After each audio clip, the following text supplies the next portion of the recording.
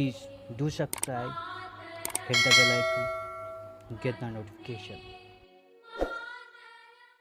जय हिंद। आप सभी को सत सत नमन। इस वीडियो में हम लोग देखेंगे क्या प्रायद्वीप भारत में जो दक्कन का पठार है उसमें कौन कौन से पठार हैं उनका हम अध्ययन करेंगे। बहुत छोटे छोटे टॉपिक हैं। हम लोगों ने ये जो आपको चित्र दिख रहा है इसको बोलते हैं क्या, उच्च भूमि, मध्य उच्च भूमि। मध्य उच्च भूमि में जितने भी पठार हैं हम लोगों ने पढ़ा। उसके बाद हम लोगों ने छोटा नागपुर और शिलोंग का पठार पढ़ा। आज हम लोग दक्कन के पठार में कौन कौन से मुख्य पठार हैं उनको हम लोग पढ़ते हैं। पहला पठार अगर देखें तो उसे हम कहते हैं तेलंगाना का पठार। क्या, तेलंगाना का पठार। अब जो तेलंगाना का पठार है इसे आंध्र का पठार भी कह सकते हैं। क्या, आंध्र का भी पठार कहते हैं।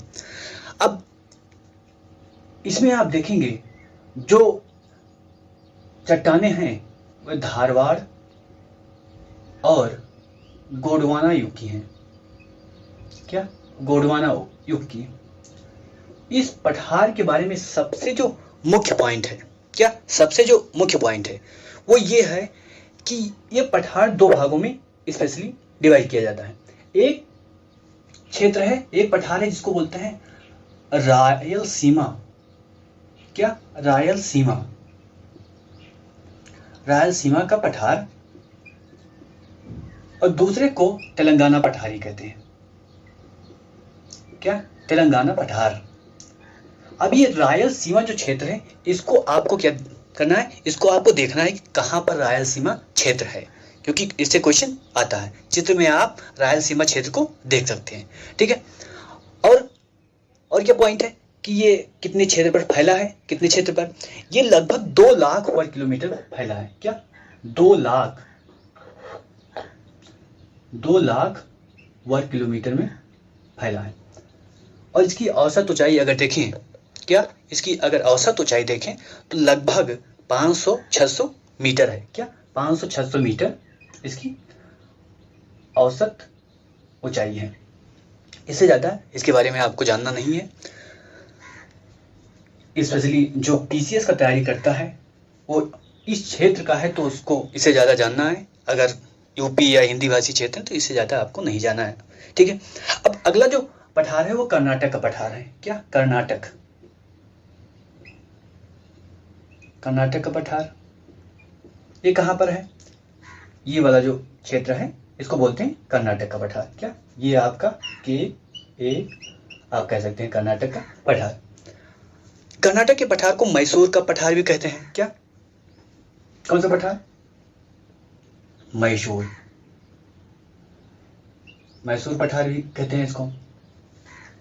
ये जो कर्नाटक पठार है ये कर्नाटक और केरल दोनों में है। यानी कर्नाटक को आप KA लिख सकते हैं और प्लस केरल को आप KE लिख सकते हैं। यानी कि दोनों क्षेत्र में, एक कर्नाटक और केरल में, ये क्वेश्चन बन सकता है। और इसका अगर हम औसत ऊंचाई देखें तो ये कुछ ऊंचा पठार है। 600 से 900 मीटर इसकी ऊंचाई है। ये जो पठार है इसे 2 भागों में डिवाइड किया जाता है। क्या, 2 भागों में डिवाइड किया जाता है। एक है जिसका नाम है जिसका नाम है मलनाद।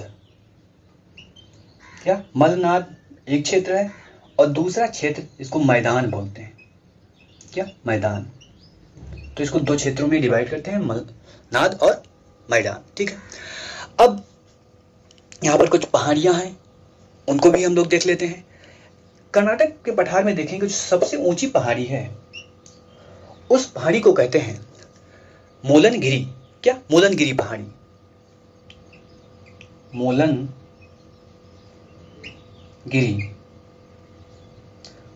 मोलनगिरी पहाड़ी हो गया। अगली पहाड़ी अगर देखें तो कुद्रेमुख। क्या, कुद्रेमुख पहाड़ी। तो इसको हम पश्चिमी घाट और पूर्वी घाट जब पढ़ रहे थे तो हम लोगों ने क्या देखा, कुद्रेमुख का भी जिक्र कर देते हैं, जिसका नाम है नंदी। क्या, नंदी पहाड़ी।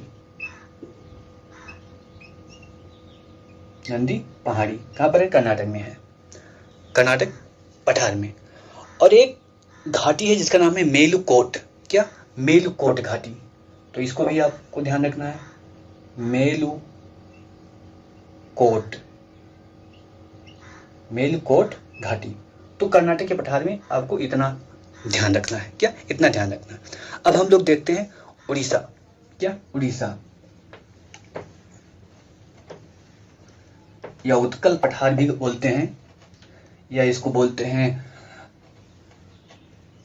उड़ीसा उच्च भूमि। क्या? उड़ीसा उच्च भूमि बोलते हैं या उत्कल पठार भी बोलते हैं। तो यहाँ पर उड़ीसा उच्च भूमि में लिख रहा हूं, उच्च भूमि कहाँ की? उड़ीसा की। अब इसके बारे में आपको बस 2-4 पॉइंट जानना है। उड़ीसा उच्च भूमि यहाँ पर है। क्या?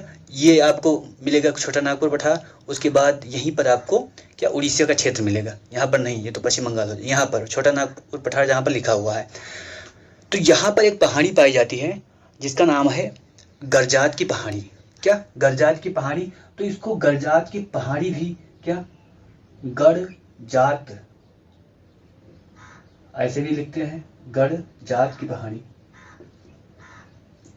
इसे गरजात की पहाड़ी हेडिंग के नाम से भी पढ़ा जाता है। क्या? गरजात की पहाड़ी के हेडिंग के नाम से इसको पढ़ा जाता है। इसका अगर क्षेत्रफल देखें उड़ीसा उच्च भूमि की, तो लगभग 76,000 क्या 76,000 वर्ग किलोमीटर इसका क्षेत्रफल है। और अगर इसका लंबाई देखें कितना लंबाई है इसकी, तो 380 किलोमीटर, 380 किलोमीटर क्षेत्र में ये क्या है? इसकी लंबाई है 380 किलोमीटर ऐसे फैली हुई है। औसत ऊंचाई इसकी देखें तो औसत ऊंचाई लगभग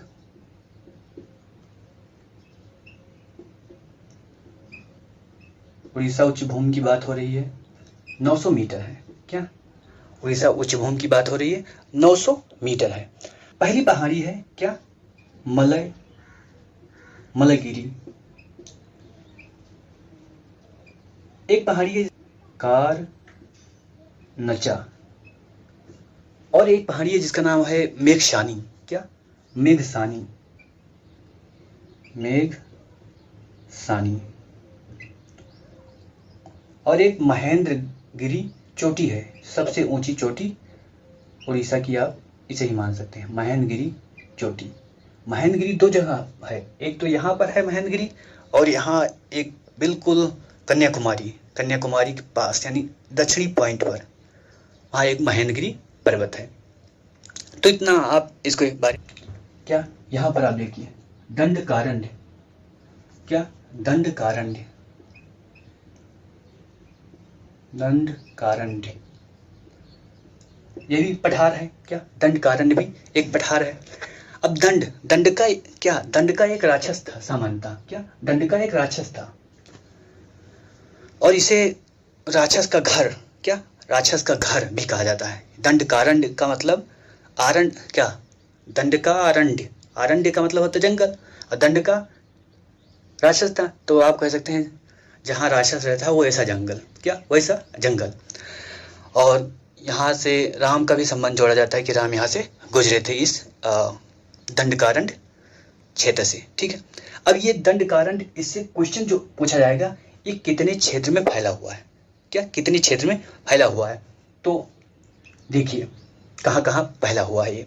पहला छत्तीसगढ़, दूसरा उड़ीसा, और तीसरा आंध्र प्रदेश। 3 क्षेत्र में ये फैला हुआ है।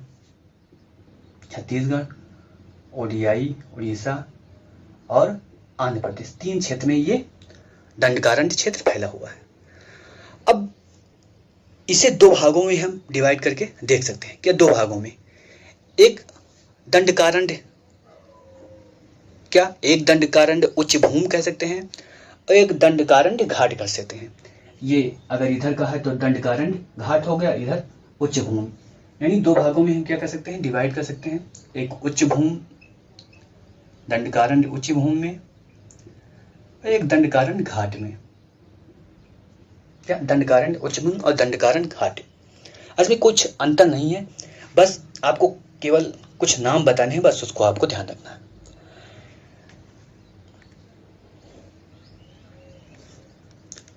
जैसे यहाँ पर आप देखेंगे तो बस्तर का पठार आपको दिखाई देगा। क्या बस्तर का पठार? तो ये पूछा जा सकता है कि बस्तर का पठार दंडकारण्य के उच्च भूमि का है या घाट का है। और यहाँ पर आपको महानदी, स्पेशली इस क्षेत्र में उच्च भूमि में आपको महानदी का प्रभाव रहेगा, यानी महानदी इसमें बहती है। अब महानदी के कुछ ट्रिब्यूटरी हैं, उसको केवल आपको ध्यान रखना है, बस ज़्यादा रटने की ज़रूरत नहीं है। जैसे तेल हो गया, क्या तेल, उदंती, क्या तेल हो गया, उदंती हो गया, और जोग हो गया, क्या जोग, और जोग के बाद आप लिखेंगे हत्ती, क्या हत्ती, ये क्या है, ये महानदी के क्या है, ट्रिब्यूटरी हैं। अब इधर घाट पर आएंगे, या तो घाट पर जो स्पेशल कह सकते हैं, यहाँ पर बस्तर का पठार हो गया। यहाँ पर जब घाट पर आएंगे तो यहाँ पर आपको मिलेगा काला हंडी का पठार, क्या काला हंडी, घाट पर जो पठार है उसको काला हंडी का पठार कहते हैं। का पठार आप लिख लीजिएगा यहाँ पर। और यहाँ पर जो नदी बहती है वो उसका नाम है गोदावरी। इस पठार में गोदावरी प्रमुख नदी है। तो सहायक है उनको इंद्रावती, आप एक सहायक है प्रमुख, सबरी भी एक सहायक है, क्या सबरी। तो ये हो गया आपका दंडकारण्य पठार। अब हम लोगों ने लगभग सारे पठार को पढ़ लिया है। अब आपका जो काम है, स्पेशली ये जो पठार है इनका लोकेशन केवल जानना कि यहाँ पर ये, यहाँ पर ये, यहाँ पर ये, मलावा, क्या मालवा पठार, बुंदेलखंड, बघेलखंड, छोटा नागपुर, शिलोंग और तेलंगाना, दंडकारण्य, ये सब स्थान आपको ध्यान रखना है। और क्या पॉइंट आपको खुद से करना है जिससे वो आपको क्या हो जाए, याद हो जाए, क्या जिससे वो आपको याद हो जाए। अब जो पॉइंट छोटा है उसे मैं आपको बताता हूँ कि उसको आपको स्वतः करना है। आप जब स्वतः उसको करेंगे तो हो सकता है कि आप स्वतः जब आप करेंगे तो हो सकता है वो क्या आपको ज़्यादा फायदा दे, क्या ज़्यादा फायदा दे। क्या देखना है आपको, जैसे जितना भी पठार मैंने पढ़ाए हैं यहाँ से लेकर यहाँ तक, पठार को हमने 3 भागों में पढ़ा दिया, पठार को बांटा। ये एक हो गया मध्य उच्च भूमि दक्कन का पठार, और हमने पूर्वी उत्तर का पठार। अब सभी पठार में आपको देखना है कि कौन कौन से नेशनल पार्क है, क्या कौन कौन से नेशनल पार्क हैं।